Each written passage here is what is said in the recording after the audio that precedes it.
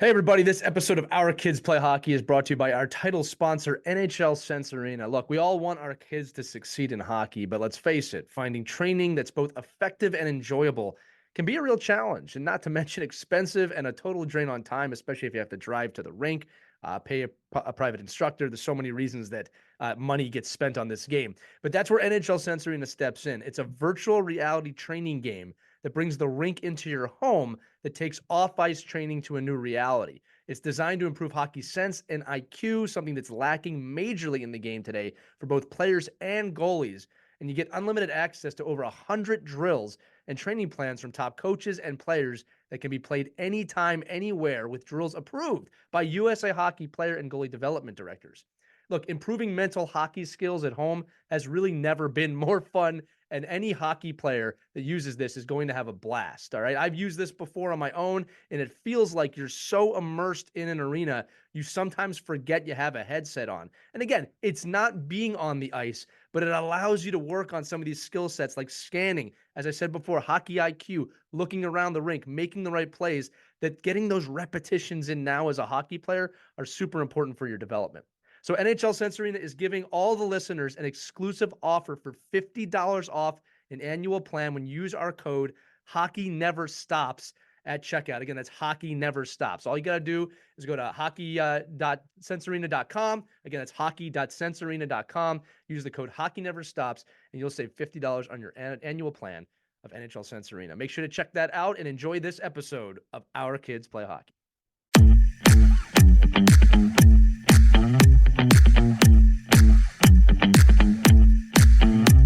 Hey, everybody, it's back with another edition of Our Kids Play Goalie, the spinoff of our flagship show, Our Kids Play Hockey. Got a great guest today, Brad Johnson, who is a very experienced goaltending coach and coach in general. Also works for Brian's Hockey, which is a major goaltending equipment company. We had a great conversation today on many fronts. One was obviously how he got into the position, but we talk a lot of in-depth stuff about how coaches and parents and players can implement goaltending strategies at practice for everybody to benefit. Really love that part of the conversation because he provides us with a lot of resources, both in and outside the episode, that we can go to create a better practice plan and make sure that we understand how goaltenders should be fitting in to the mix. And then with that said, we also had a great conversation about goaltending equipment, about how to properly find it, fit it. He provided us with a PDF and some information on that as well. So just a lot of great gold in this episode, whether you're a goalie parent or not. So make sure to enjoy it. Again, this is the spinoff of Our Kids Play Hockey. As always, we really appreciate when you share these episodes in your team snaps and across the board. Those 5-star reviews on wherever you listen to this really does us a lot of good. So thank you so much for being a wonderful audience. Make sure to check out our Facebook page, Our Kids Play Hockey. It's a group on there you can join. It's a private group. We have great conversations in there as well. Well, without further ado, enjoy this episode of Our Kids Play Goalie with Brad Johnson. Hello, hockey friends and families around the world, and welcome to another edition of the show that has a different skate, different pads, different crease, plays the entire game. It's another edition of Our Kids Play Goalie. Hopefully. As a reminder that while this episode is focused on the netminder position, the objective of these episodes is to better understand goaltending from a 360 approach as coaches, parents, and players. So if your kid is not a goalie, that's okay. You're still going to learn a lot from this episode. Introductions, I'm Lee Elias. I'm joined by Mike Benelli, and we are joined by another extremely qualified individual today to talk about the person and the people between the pipes. He's a USA Hockey Level 5 coach, the associate coach in chief for goaltending in the Michigan Amateur Hockey Association, a mentor coach developer, and is the U.S. sales manager in retail pro and college with Brian's Custom Sports, which, for those of you who don't know, is one of the premier goaltending equipment companies in hockey. Hockey friends, please welcome our guest today, Brad Johnson, to the show. Brad, welcome to Our Kids Play Goalie. I'm excited to be here. All right, we're excited to have you. So I like to start these episodes with the same question because I think it's always a good one. Some people are voluntold to play the position. Some people have older siblings, and you're the one who ends up in net. But how did you get into goaltending? How did that become your repertoire? Twofold. My dad was a goalie, and he played in the crazy era where you didn't have a mask when you played net, which always made me kind of admire his gumption and his toughness. And then I was a miracle kid. So I'm 48 years old. So I had kind of kicked around the skates, but it was really in 1980 when I really got excited about it. And then stuck with it all the way through high school. But in full disclosure, I'm 5'5", 5'6" on a good day. No. So as far as my aspirations of going above and beyond high school hockey, and that I wasn't that good to be able to make up for my stature. So when I went to Western Michigan, 1992, my freshman year, I hung up the playing skates and immediately got into goalie coaching and coaching at that point. And really learned how, if you still have the passion for the game, you take all your good and bad experiences, and then you provide opportunities for kids coming up and try to create a good environment for them. So I got super passionate about coaching. That's almost 30 years ago. 30 years, but now it is 30 years ago. So it's aging me. I got a lot of gray hairs in the beard. So I'll tell you this, and you said it, not everybody gets to play forever. Actually, none of us do. But there is future in the game for anybody who really wants it. And I think that's always a point I like to make, is that, when the playing stops, if the passion is there, as you just said, you can continue to be involved in this game. And it is very rewarding most of the time. Or for like people like Mike, it's a prison that he's got to operate out of every single day. No, Mike, I'm just kidding. Mike loves it very, very much. But no, it is Monday, yeah. So it's Monday morning. Yeah. So Brad, I love that you talked about the Miracle Kid. Quick side story. My brother, for my birthday, just got me a signed Jim Craig shaking hands at the end of the Soviet game picture that he sent to me, which I was blown away by that he did that. But you want to talk about, obviously, the inspiration of that team and a whole generation of hockey players. I'm glad you brought that up, because that team deserves every single ounce of appreciation as hockey people that we give it. Yeah, and for me too, I was really young. So, at that age, you don't really appreciate necessarily why it was such a big deal. You just knew how much it was a big deal, and you kind of fed off that energy.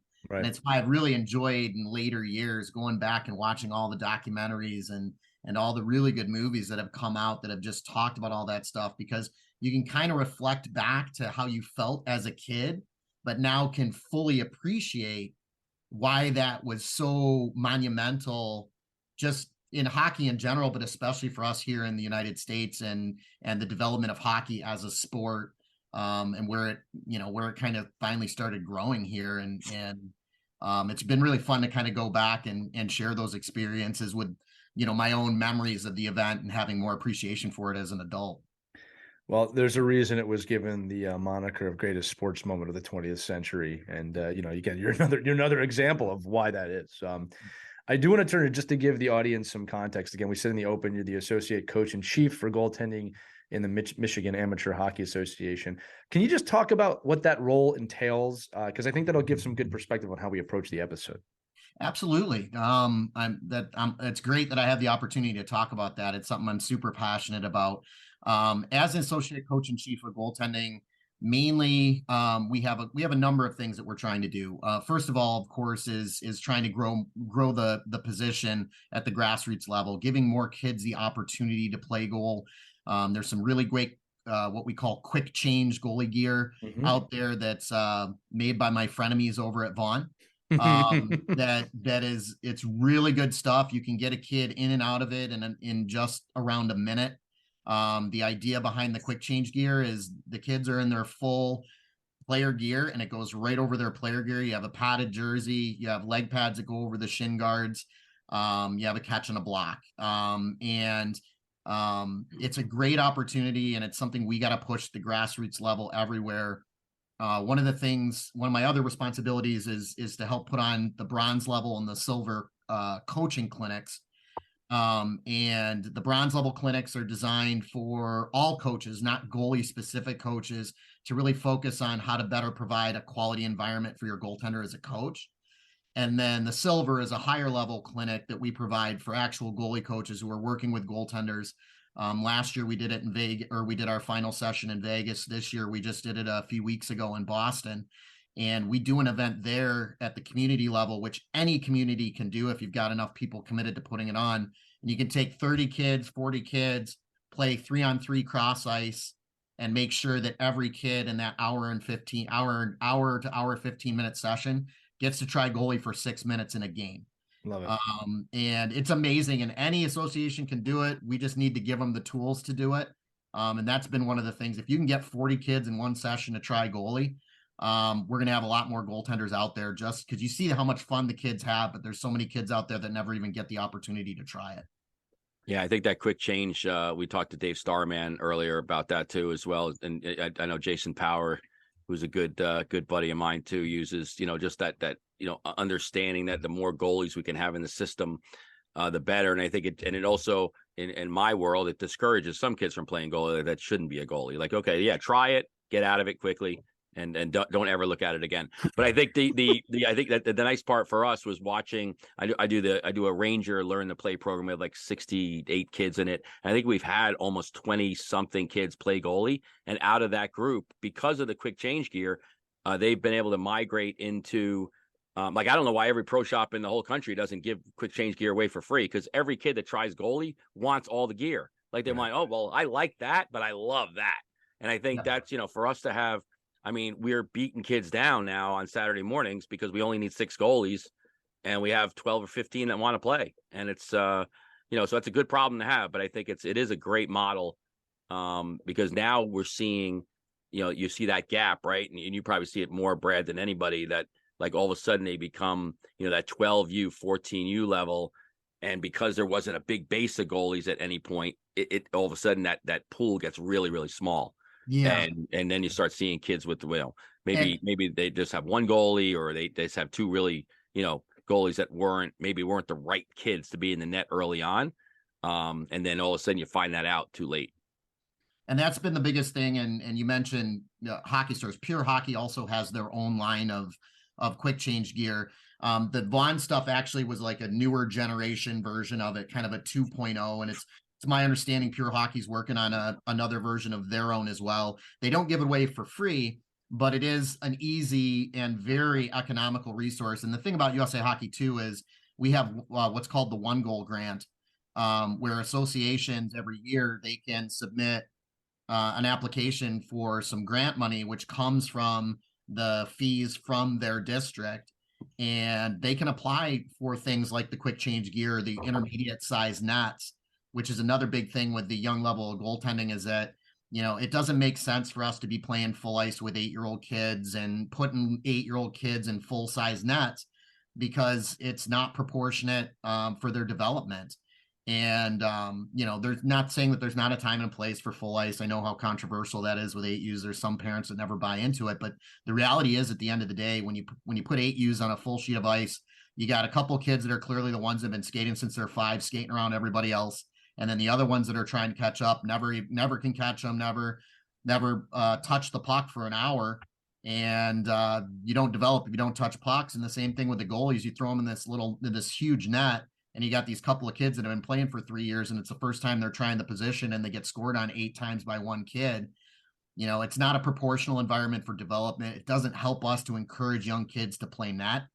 And that's why those intermediate size nets are so important, and the quick change gear is so important. So it's a proportional environment for their development, and it's giving every kid the chance at any time to at least try the position and see if it's for them.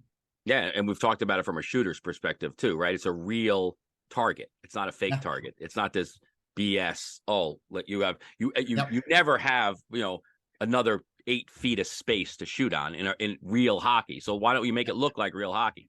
Have you guys, I'm sorry. Correct. I was going to say, have you ever seen the video that USA Hockey did where that's the adults playing out on the pond hockey? Yeah, it's awesome. It's awesome. That's a great video. Showed it to a ton of parents at those younger levels. When I'm like, just watch this video and let me know if you feel the same way about it. And it usually hits pretty close to home. It's a great video. So now, conversely though, I watched those 4 years ago. I when we were doing live coaching education programs, I had a great video of a kid. So in an intermediate net, not a great goalie, knew that the players couldn't lift the puck, won the game, but laid on the ground, laid across the net the whole time, like laid there across the net. And the coach, I mean, the parents are loving it. I mean, it was the greatest spectacle I've ever seen. I'm like, whoa, we're going backwards here, guys. I know you won and the kid felt good.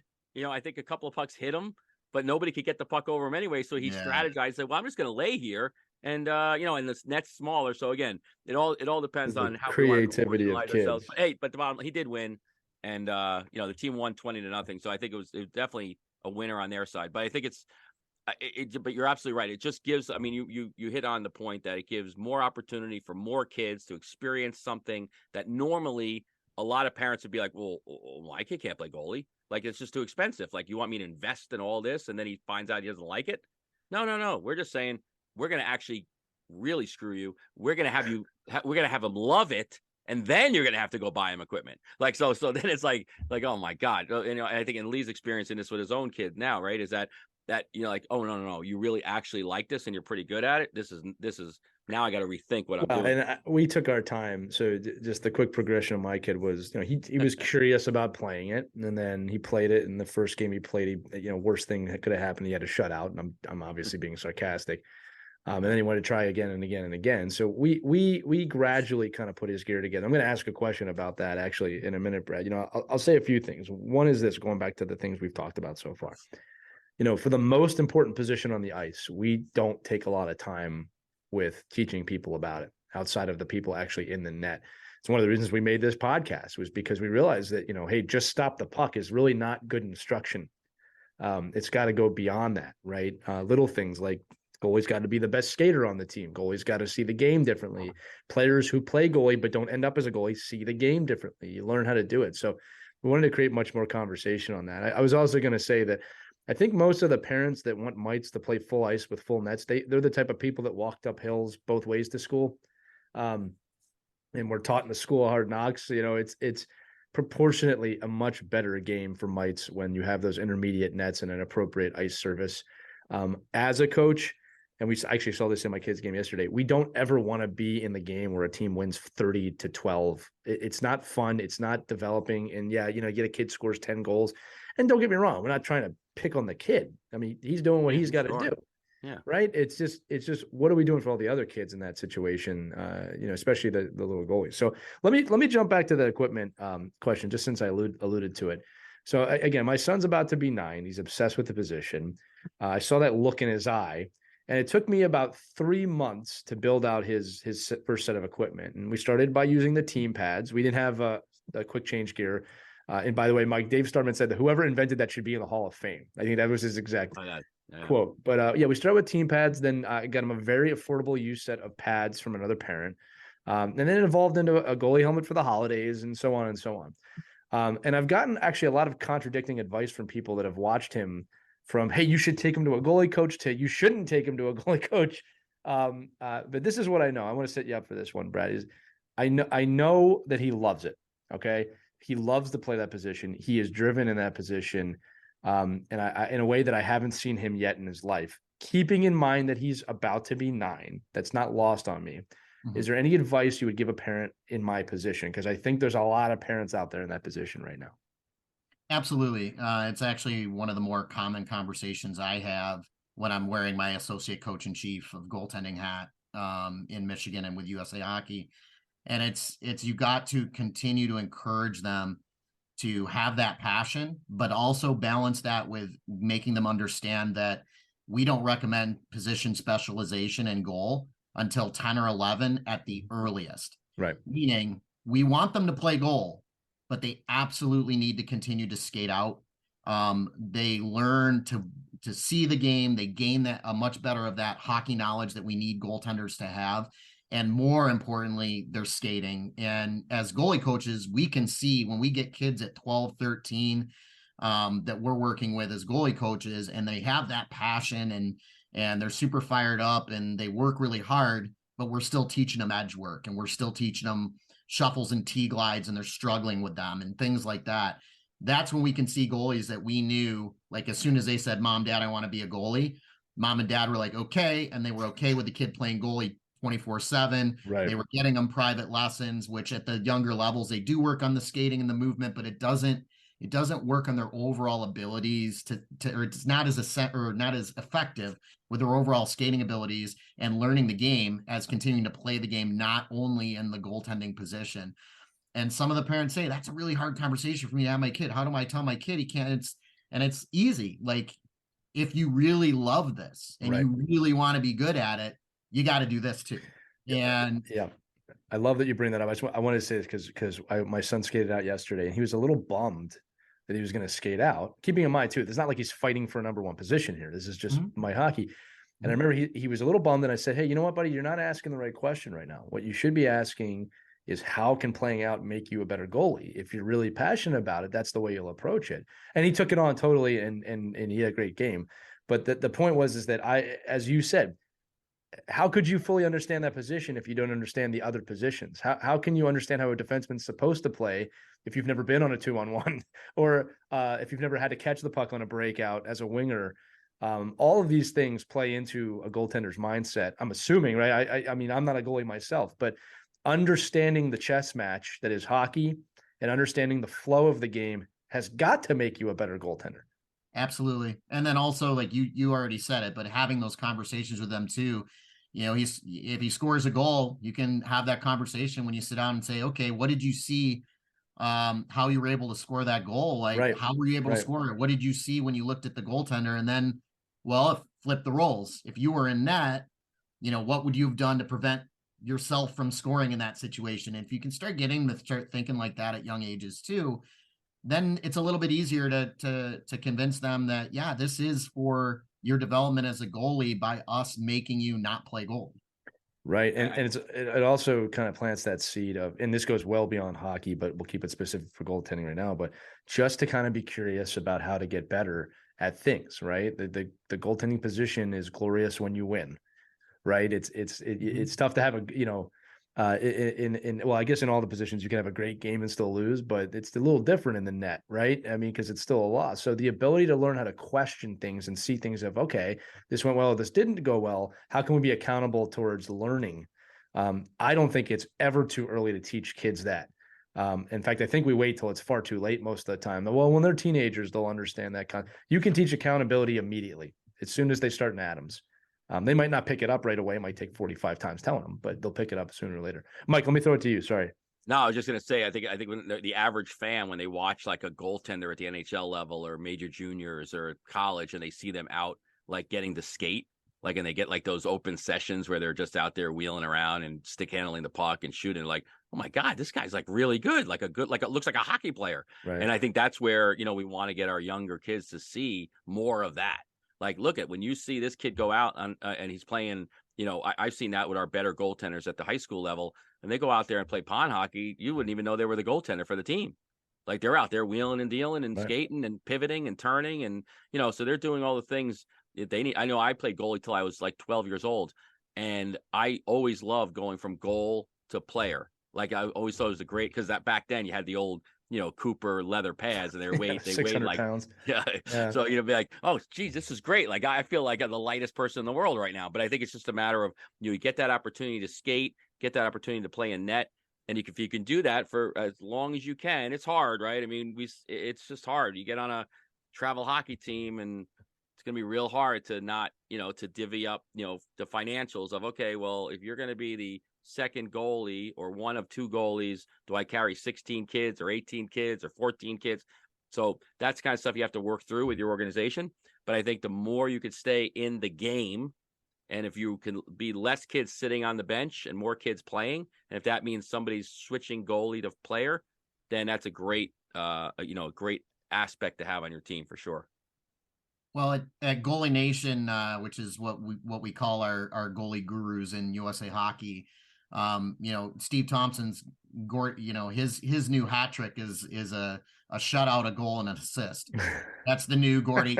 So every kid at the Mite level, they play goal for one period, some games, and they get a shutout in that period, and then they go and they score and they get an assist, and that's the new hat trick. So, and the other thing I did want to, like you mentioned the stick too, like, we don't, like, some of the times I'll go do those, we'll do what's called a try goalie for free event, which is where we go and we set up something similar to what I described earlier, but you just have kids show up and they know they can go out and try goalie with that quick change gear.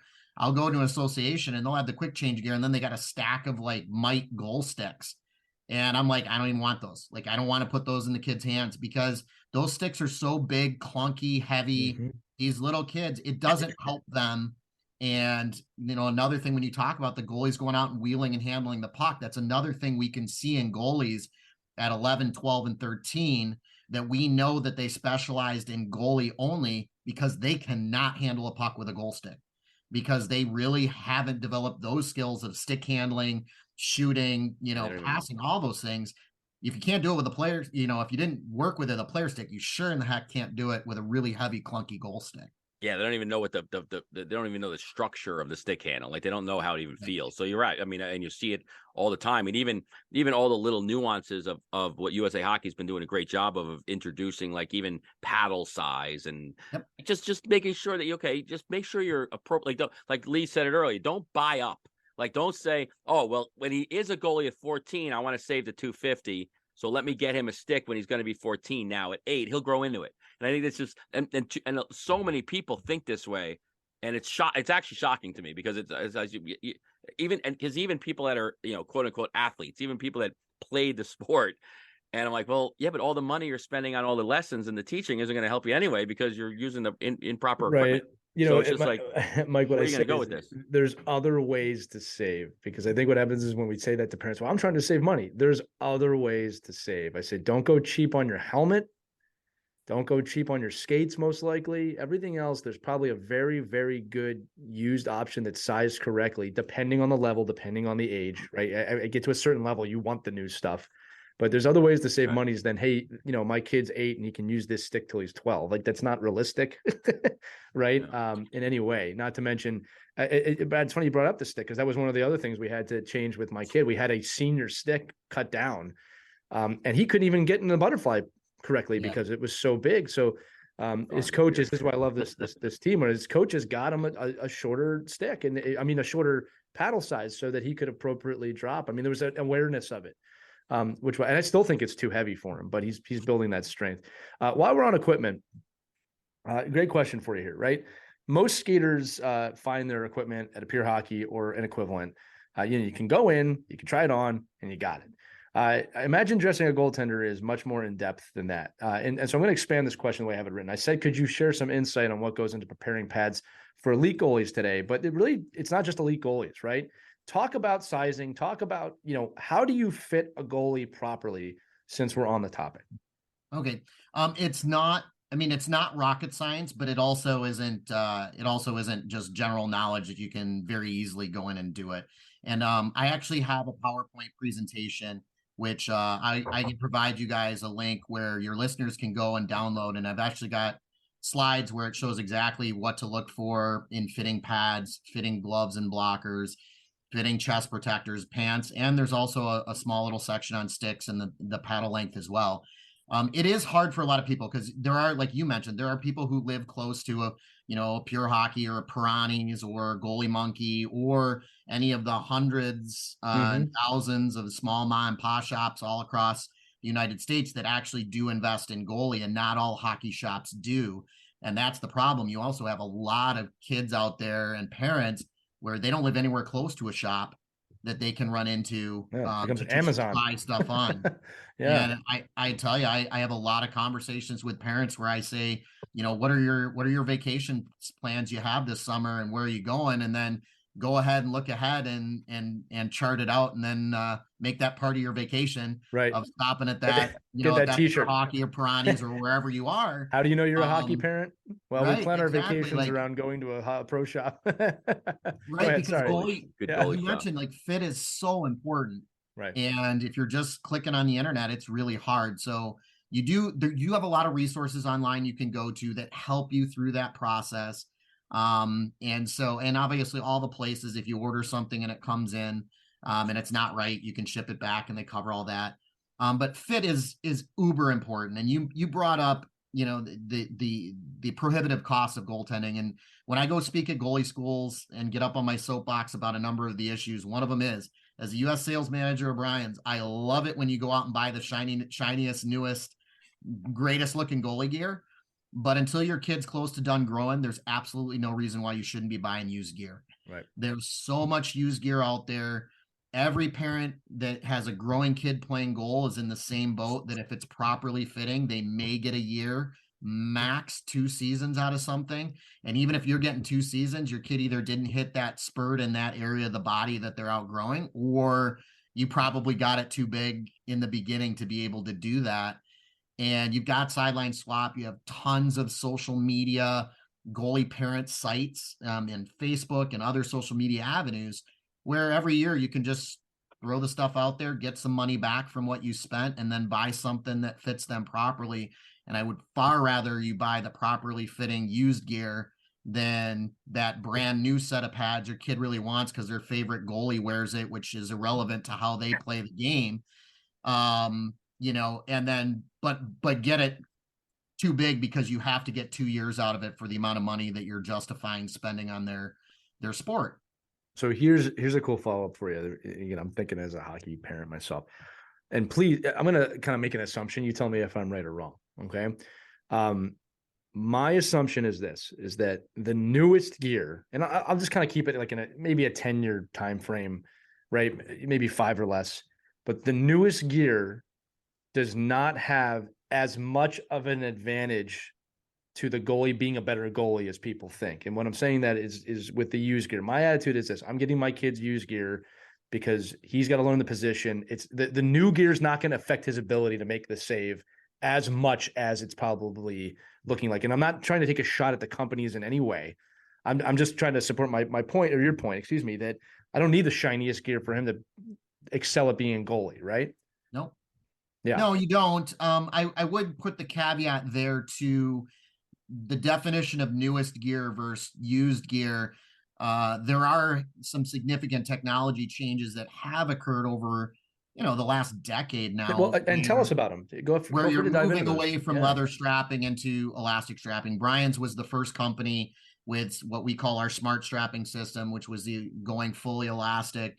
And pretty much every company now has copied. You do have some of the other companies are still doing leather straps on stock pads, like in the E-Flex line with CCM, or because those traditional hybrid goalies at the higher level, some of them still want that. But the reality is when these goalies actually force themselves to try elastic strapping, they really do transition. And Carter Hart's a good example of it. When he moved over to our gear this year, we put the leather straps from his older style, or the pads he was wearing from the previous manufacturer. And after being in our gear for a little while, he's like, I don't need these anymore. And next set, take the leather straps off.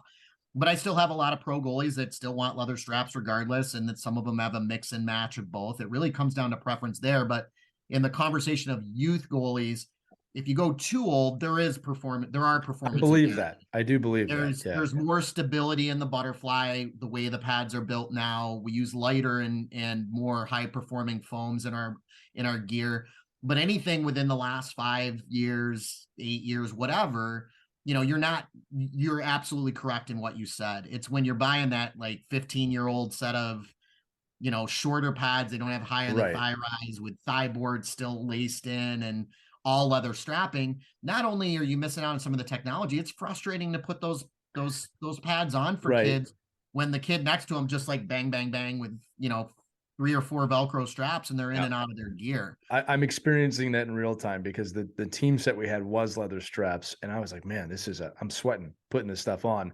And then the new set we have is just click, click, strap. Yep. And then there's one under the foot, but it's like, wow, that's a lot easier than putting that on. So I already see what you're talking about. And like you said, yes, look, sometimes the old ways are tough to break because it's just ingrained. Oh, this is the way we've always done it. But when there's a better way to do it, as you said, and this goes beyond hockey too, it will not take you long to figure it out if you're not stubborn that there's a better way to do things, right? But yeah, let's keep going. I didn't mean to kind of cut you off from just the leg pads, and that's one aspect of it. But let's talk about skates and chest protectors, helmets. I mean, because there's so much that goes into this. I'm going to show something on here, but this is also, in the PowerPoint, again, that we'll share the Dropbox for. Yeah. And for everybody listening to this, if you're not in a position to watch this, we will share this in our show notes. And if you can get over to YouTube and watch it, this will be on screen as well. So when you're talking about catch glove, I don't want to get away from catch gloves, because the most common thing you hear out in the street on catch gloves is, my kid can't close the glove. And how, why are gloves made so stiff? Why is it so hard to break the glove in? And the reality is 95% of the time is not because the glove is too stiff and they can't break it in. It's that it's too big for their hand. Mm-hmm. And the reason why I'm sharing this one slide is because if you cannot get your hand into the glove and then keep it where the break of your hand is over the break of the glove, you're never going to be able to close it properly. And we have that problem with youth players. We at Bryan struggled with it, where we offer what's called a pro glove with intermediate internal. So it's senior pro size, but it has a smaller internal for smaller hands, which was what we would put our tier 1 and our collegiate female goaltenders in. But even with that glove, even though they could get it tight on the back of their hand, they still weren't getting their hand all the way in the glove a lot of the times. And therefore, they really struggled with breaking those gloves in, where we put them on the break-in machine. We have a hydraulic machine in our factory that breaks gloves in. They still were sending it back for us to put it on the break-in machine. And then we introduced what's called intermediate pro, which is everything about it is pro. We still make it in Canada, just like where we make all of our pro retail stuff. But it's 2 inches smaller in circumference. So they can actually get their hand in over the break. And I got into a back and forth in a real world with a customer out there who bought a pro with intermediate internal for his son. And we were going back and forth. And he was saying, like, he couldn't break it in. It's, for me to spend this kind of money, yada, yada, yada. And I went back and forth, and I finally got out of him after 3 emails. He didn't tell me until his kid's 9.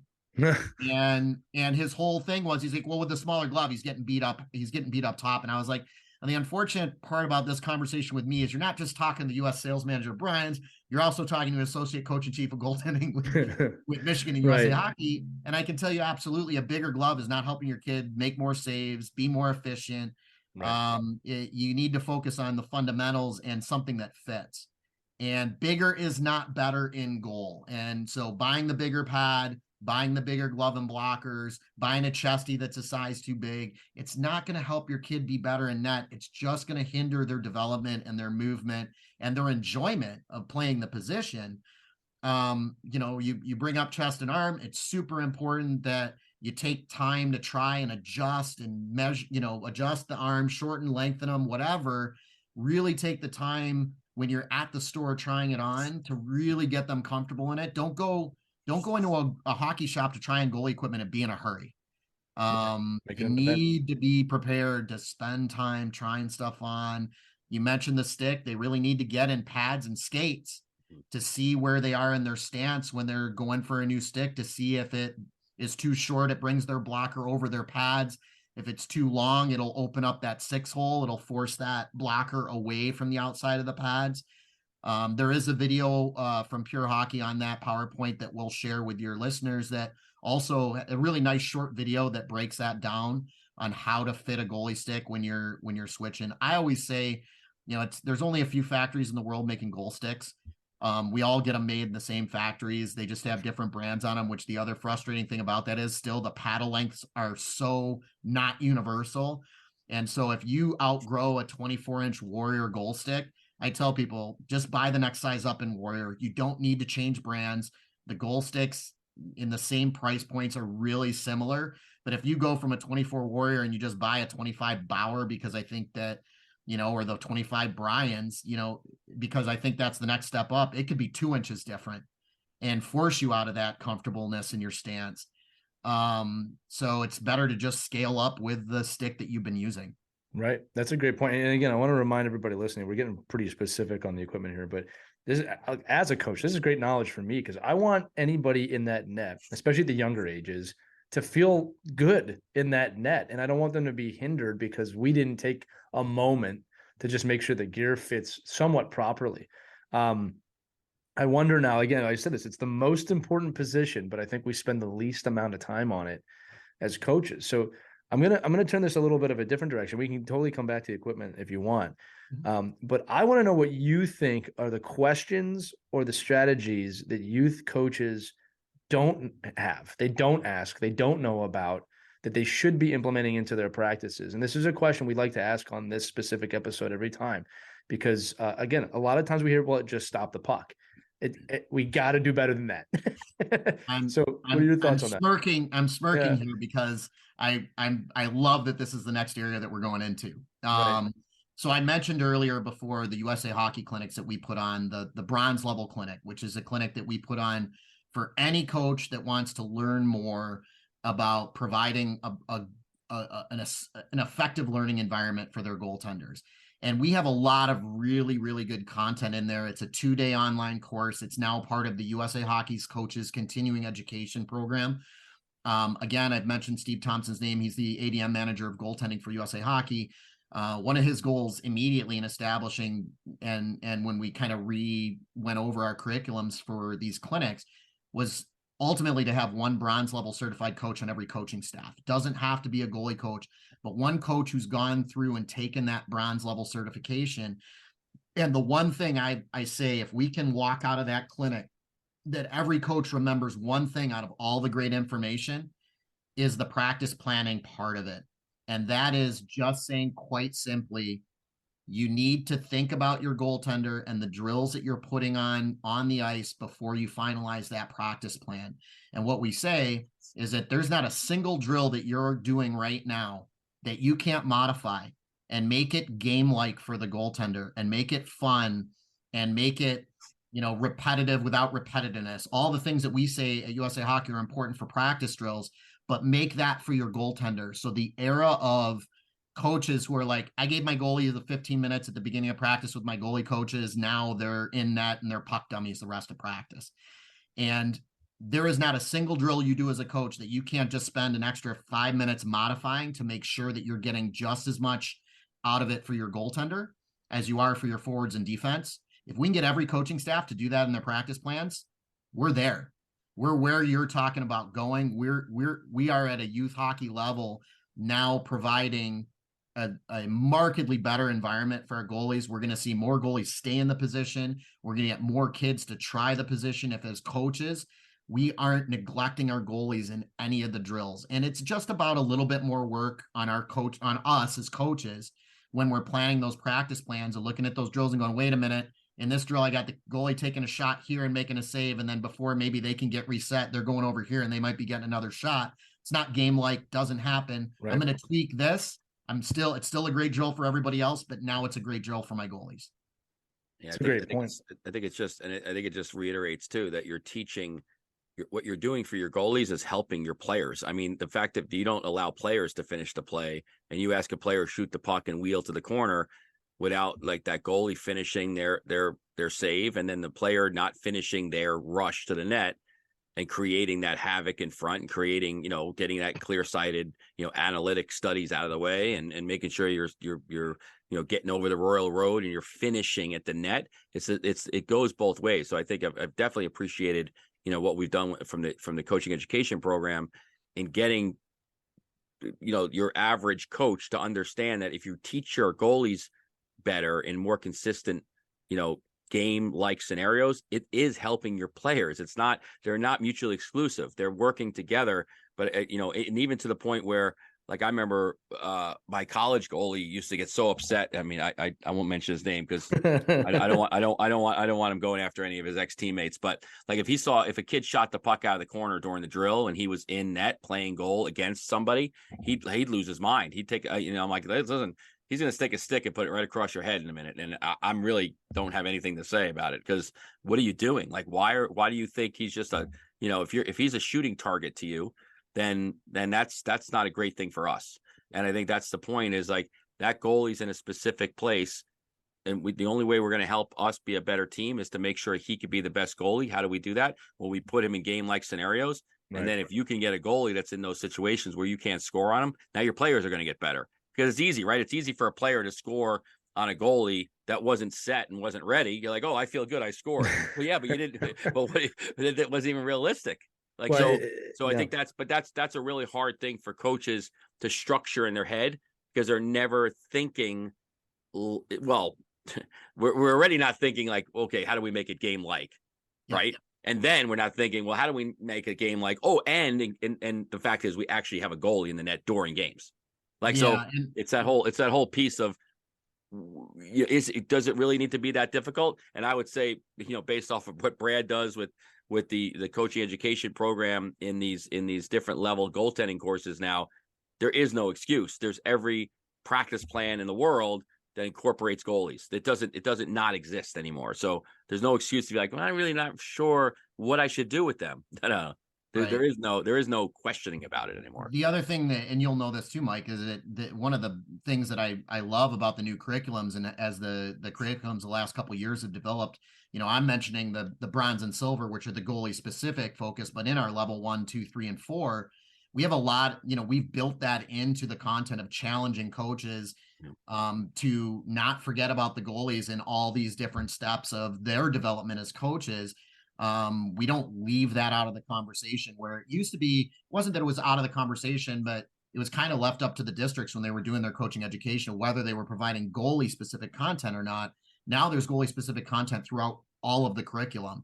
So all of these coaches are getting exposed to challenging them to do these things. You don't have to take the bronze level, but I certainly would love for more of the parents and coaches out there to take the bronze level course and really kind of understand what we're trying to do with kids now, to encourage their development and get more kids to stay with the position. Well, and I'm going to add this too. Again, we keep saying this. It's the most important position on the ice for a team in a competitive environment, right? I think when you get to the younger levels, this is much more about having fun and just development in general. But you'd think with that in mind that as a coach, you'd want to invest more time into this. And here's another thing I'm thinking about, right?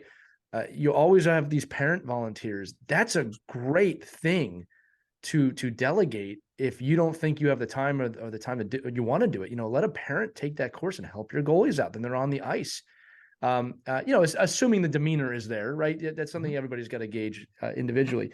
But I'm a big believer, and Mikey alluded to this, that great goalies make better shooters make great goalies, and then it has to be reciprocated. And it's funny because, again, I'm experiencing this in real time. I remember the first couple of times my son was on the ice, and to the audience, I always appreciate you letting me talk about my kid, because it's like I'm walking through this. But I remember the first time he was on the ice, he couldn't pick a puck to save, and I'm just kind of becoming conscious that, like, oh wow, this is not going to work, right? He really needs to understand how to focus on a shot, and then, like, you said, one puck. Yeah. I remember the one time he was out there with, and again, he was just kind of out there with the Adams to help his sister. And all of them were on the net, and I saw his eyes. I've never seen his eyes shift like that.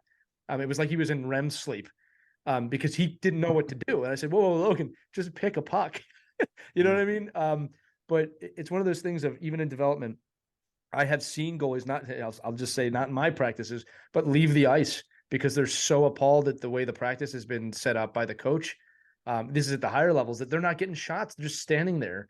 And they want the work too. So the point I'm trying to make, Brad, to your point, Mike, to your point, is that it behooves you to take a few extra minutes, if not hours, to make sure that they're incorporated, to communicate with your goaltenders of, what do you need to work on right now? And as you said, make it a game situation. There's nothing worse than, okay, every shot today came right down the middle of the ice in a breakaway format.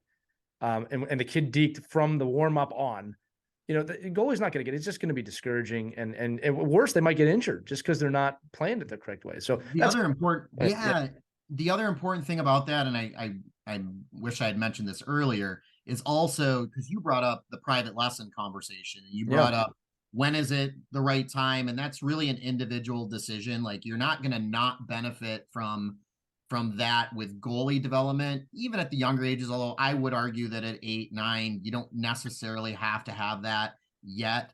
But when you do have it, that relationship also needs to be symbiotic with the coaches of the team that you're playing on. And that also can be a challenge if the coaches aren't open to it and don't put in the work to do it. So if you have a supplemental skills coach, and this is for any position, it's not just for goaltending, you have shooting coaches or skating coaches, and if they don't have that relationship with the coaches, where they're not watching a game here or there to see how they're playing, or they don't know what drills they're doing, they can't necessarily be as effective as a skills coach for what those individual athletes need. And that's one of the struggles that we have, where we really try to provide tools to our private goalie coaches to reach out and have those relationships. And we provide the regular coaches the tools to make sure that they force that communication, so they can have those regular meetings like you're talking about saying, what are they doing well right now? What are they do you feel they're still struggling with? So I can work that into my training, and then I'll watch and I'll let you know if I agree or disagree with what you're seeing out there. Yeah, and one thing I'll shout out the coach of my kids' team now, and again, I'm not underselling how much I think this has helped my son. Is he is always communicating with me, is Logan going to be in net today or not? Right. And then these are the three things I think he needs to work on as a goaltender. And then he'll specifically make sure the drills, not just about my kid, but he'll make the drills so he has to work on these things. And this is a mite level. And I really appreciate that he does that. All right. Again, my son also skates out, so this isn't just limited to him, but that's a coach to me that kind of really gets it, right, and understands that this is someone who's developing, and we want to help him develop. And I think he's just as excited about my kid playing as my kid is, which, as a parent, is a really, really good feeling. Yeah, we had that with at that communication piece is, so we had Jerry Wayman was part of our organization, and he would put out a weekly, literally he made sure that his staff, and even at working with the pro level and working at all the national team kids and working at the level he was at, he still made sure he took time to say, okay, all you youth hockey guys, here's your coaches that are going to be there. Communicate with those coaches about how your practice is structured so that they can know when there's breaks in the action to talk to your goalie, and when it's not going to affect you like in your practice. Like we want to work if it's always like, oh, you'll get, like, if you have a goalie coach that shows for your practice and you don't communicate with that goalie coach what your practice plan is, then that person's just wasting their time because they don't know when they could jump in and what they should be looking for. If I have a plan, I'm like, oh, here's what they're going to be doing, some tip-in drills. This is probably a good time for me to preemptively talk about, some of the things we need to know in a tip-in drill. Like, so that's, I think, where, that communication piece and the fact that they're a player. The goalie's got his own goalie coach. Well, no. The goalie coach is there to support you, coach. So get them involved and then make sure that you're communicating with them what the plan is so that you can maximize. If, in fact, you don't want to, keep telling your goalies that, oh, you have to go out and get private lessons on your own. Oh, and by the way, the message you might be getting has nothing to do with the message I'm sending. Right. So it's just, if you want that, if you really want that, then you have to work together within that organization. So for your listeners, Steve actually texted to our chat groups. That's what I was looking at right here. There's an article in the Chicago Sun-Times, you can Google it, where they are, and this is just recent, where they talk about the active interest that Luke Richardson is taking in the development of his goaltenders. And they have the conversation with Jimmy Waite, who's the goalie coach in Chicago, about how it actually he was taken back a little bit by it, of how involved Luke was getting as a head coach. And it is something at the higher levels that it's still something that we're struggling with. And we've talked about adding some content to the higher level coaching education at level 4 and level 5 to break down the barriers and finding that common language between the goalie coach. And so you don't have the goalie coach as a buffer between the goalies and the coach. It's more of a translator and developer of that commonality, and that having the same goals for the athlete, making sure that they're taken care of. That's a great It's term. a really good article. If you're interested in those sort of things, I'd say grab it. And it's, it's a 5-minute read, and it's really kind of fascinating to see how it's changing at the NHL level too, in a good way. What should people search? You said Chicago Sun-Times. Chicago Sun-Times. Yep. Yep. And it was just last week, I think it was in there. It's December 19th. There you go. We'll try and link that up with the episode too. No, and again, I love that you said translator. That's a really good way to look at it, not a buffer, right? Because again, it gets overlooked a lot. If you haven't spent a lot of time in the net, which I have not, you might not just be conscious to it because you're thinking the game from a different point of view. And again, when you've got 20 skaters to manage, and 2 goalies, that might skew how you view this, but they all work symbiotically at the end of the day. And I think the great coaches will figure that out. Brad, I want to turn the conversation again now. I always like to ask this in these episodes, just about the mental side of playing goalie, especially as we rise up the ranks. And, not to turn it too serious, but we do know that there's mass problems with teen angst, anxiety, even to the ultimate, suicide level with some kids.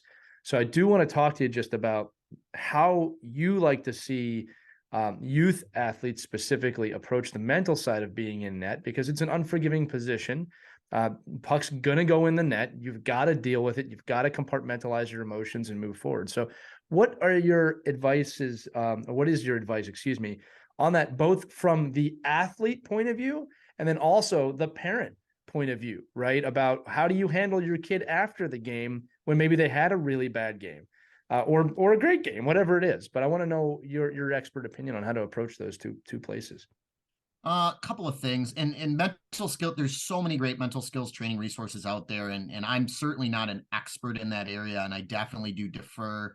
But I definitely, so my first recommendation would be to absolutely do some research on mental skills training at every age level. There's some age appropriate resources too.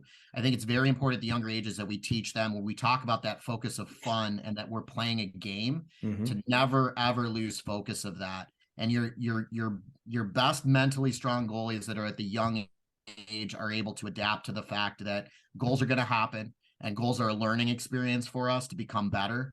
They're not a something that happened that cost us the game, something that happened that shows me that I'm not where I need to be as a goaltender. Another thing we can do at the youth levels is to really encourage the teams to stop charting shots on goal and save percentages and goals against average for young kids. Because first of all, it's parents doing it, so they're not doing it accurately anyways, because they're not professional. He had 72 shots last game. What are you talking about? At the professional about? levels, there's somebody whose job is to chart shots. That's what they do for a job. So they're pretty good at it, even though they make mistakes. But I've had it at the youth level. I'm currently coaching a 14U team, and last year I had a goalie dad who kept coming up to me with the save percentage and shot and wanted to talk to me. And I was like, first of all, she absolutely didn't face that many shots. Second of all, this is not going to help her development. We're focused on, what we need to do to make her a stronger goaltender right now. Goals against average, save percentage, those metrics are not part of her development. And I think at the young levels, especially, this is way too, and especially because the websites, they put it up on the websites for youth hockey. And so you kind of can't get away from it. And as coaches, we need to try, because at those young levels, that is not the way you want these goalies to gauging their success. Because especially at the younger levels, you're probably going to have higher scoring games and games where they play great. And it's just part of the development of their whole team as a whole. So we really need to train them on that and really, really encourage it at the young levels, that everything is a learning experience in the game. And if it detracts from fun, you got to refocus. That's a great point. And it's not going to be easy to do, because there are those games that, that you just can't sugarcoat what happened. We all have bad days. Yeah. And so it's like plus minus too, right? It's like plus minus as a player. Yep. And I mentioned, go ahead. We're training young quality human beings. These are life lessons. And then the last thing I always talk to my parents about is they leave the games at the rink. I don't want it to be the entire car ride home. I don't want it to be the dinner table after you get home. You're allowed to talk to them about, did they have fun? What was fun about the game? If you get some things out of that you think we need to address, that they're not having fun, then we'll do that as coaches. But the last thing I want these kids doing when they leave the rink is continuing to obsess about the goals against, but again, this is universal, all players, forwards, D, whatever. Go home, get back to your regular life, do your homework, have fun with your brothers and sisters and parents, play games, whatever it is. Don't make it dinner table talk after the game. Leave it at the rink, and we'll get back to work at practice and focus on the things that we can do better. So we had a great episode, very popular episode called "The Car Ride is Not for Coaching," which alludes to what you just said too. And there's other few things I realized, especially at the younger ages. When the game's over and they leave the rink, they're not thinking about the game. They're thinking about Xbox or YouTube or what they're doing next. And you gotta let them have that freedom. I think as parents sometimes it's, and we should discuss this. No, let them be a kid, because here's what happens. And Brett and Mike, you can comment on this. If you implement at a young age that we need to analyze this and we need to go over it, and that's what we do, because when we're playing hockey, we got to be the best. What do you think that manifests into when you're 17 or 18 years old? It's massive anxiety, overanalyzing, and then a fear of failing, and that I'm going to be judged by what I do in net. And again, there is a time and a place to exercise that. It's not right after the game. And it should be if your kid wants to talk about it. I told Logan, my son, I said, if you ever want to talk about the game after the game, you let me know and we could talk. But I said, I will not bring it up, right? No matter good or bad. If you want to talk about it, it's up to you. So I just think that you plant these seeds inadvertently when they're young, because as adults, we're approaching it like adults and we want to know how to be better. Right. And that's not a shot. That's how we think most of the time, but you're planting a seed that's going to manifest into something potentially devastating mentally for them when they get older. I think what kids need to hear after games, and I get groans on this, I think kids need to hear, I love you. All right. I don't define my happiness with you by how you played the game today. Right. I tell my kid before every game, I love you. Don't care what happens out there. I'm going to love you when you're done. All right. I'm trying to instill a lack of fear to play because I want him to enjoy the game. And that's my soapbox moment. But yeah, feel free to keep going, Brad, because I think this is great stuff. Well, I just wanted to play into exactly what you just said. One thing that I always remember, I was watching a video series of the '98 finals when the Wings swept Washington. And yeah, thanks for not using 97, by the way, as someone in Philadelphia. I appreciate that. But Coach Ron Wilson said before the game, and it didn't end up being the pregame talk that got him out of being swept, but he mentioned, and I believe if I remember the phrase, it's Hanta Yo, which is a Native American phrase for don't be afraid to die. Yeah. And as a coach, a youth hockey coach, it's always played into my mantra every day, all day long. Don't be afraid to fail and make mistakes. Right. And because they're inevitable and they're part of what we do as human beings and as athletes, we're going to make mistakes. If we're not afraid of those mistakes and we know that it's just part of our development, we're not going to get nearly as much anxiety as you're talking about that can be detrimental and can overtake that fun, overtake our development, because we're constantly worried about not being successful all the time. And if you can really ingrain into young athletes that not to be afraid of losses, mistakes, errors, all those things, if you're not afraid, you'll make less because you're going to spend more time about just, I always say something, you go and you make a mistake, as long as you're moving your feet, you can make up for that mistake. And they're just going to happen. Keep those feet moving, keep that engine going, and get out there, whether it be the rest of that shift or the next shift is a new shift. And it's the same thing with goaltending, is that you're going to make mistakes or tips are going to happen that aren't even mistakes, but things that you don't have control over. You can't be afraid of those things because they're going to happen. And the earlier we learn that and we can ingrain it, I think the more success we'll have at avoiding some of the anxiety and the mental issues that we have at playing the position when we're not playing well and we go into our, when we need to get that back. Well, and I'll take it a step further, is to apply everything Brad just said to life. Because it goes well beyond the pipes. I know you know that. I'm just saying, like so much of that position can be applied to life. And I remember that Ron Wilson, I remember the video of him bringing that gigantic wooden Indian into the locker room and kind of Olaf Kolzig, and they're just looking at him like, what are you doing? But he had a way of getting people to do that. So no, this has been really great, Brad. I was going to say, I'm going to close it out soon, Mike. I want to know if you had any other additional questions. No, well, I have a ton, but it's not going to fit in. But I think it's just no. I think what Brad's doing, I think obviously from the equipment side to the educational side to just mentoring other good young goalie coaches is you think about 15 20 years ago, they didn't have goalie coaches. Like, you didn't even have anybody to mentor. Like, nobody even thought like, oh well, somebody should actually work with a goaltender, shouldn't they? Like, so I think it's just great to see a positional coach come into the fold and then take it to just a whole nother level through, especially in the US, what we do here with the different levels of kind of goaltending education there is. I think what USA Hockey's done to model after even the European system and the Finnish groups and a lot of these, great goaltending nations, I guess, that's really quickly becoming, well, that's the great goalie nation right there. I mean, they're the ones that are finding more goalies and more athletes to play goalie and having better athletes play goalie for longer periods of time.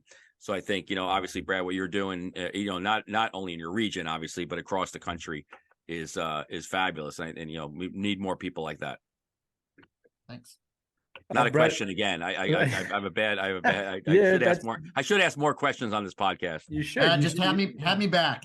Yeah, we will. I'll come back anytime. Our Kids Play Goalie is not going anywhere. Brad, I just want to throw it. Is there anything that you wanted to say before we close this out, or any questions I didn't ask that you just want to kind of put out there? No, I mean, this has been fantastic. I mean, I love the fact that you guys are out there doing this and providing more resources. One of the things I really have enjoyed about my job with Brian's being a smaller company, being more grassroots, it's really allowed me to get out there and interact with the end users a lot at goalie schools and goalie camps, and having these conversations with the parents. That equipment fit and all of that is an important part of it. And so just to be able to come on here with you guys and talk about it, so it's a resource for parents and coaches out there. And then, like I mentioned, I'll definitely provide you with a Dropbox link Yes, please do. for the fit presentation. Then I'll also provide you the link on the coaching education side.